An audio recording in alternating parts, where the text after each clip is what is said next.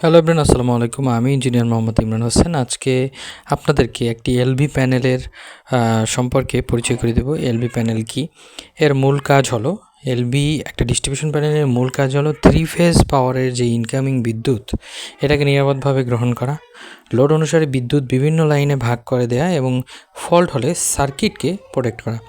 এখন এইটি আমরা কোথায় ব্যবহার করি এবং ব্যবহারের সুবিধা কী এটা জানি। এটা আমরা মূলত ইন্ডাস্ট্রিয়াল ফ্যাক্টরিতে, কমার্শিয়াল বিল্ডিংয়ে, ডাটা সেন্টারে, সাবস্টেশনে, এলডি সাইডে এবং বড় রেসিডেন্সিয়াল প্রজেক্টে ব্যবহার করে থাকি।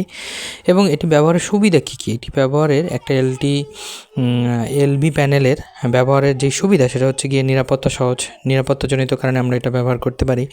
পাওয়ার কন্ট্রোল খুব সহজ, মেইনটেনেন্স সহজ, লোডের যে ব্যালেন্সিংটা সহজ এবং এক্সপেনশন খুব সহজে আমরা এর সাথে অন্য অ্যানাদার যে লোড আছে এটাকে সংযুক্ত করতে পারি।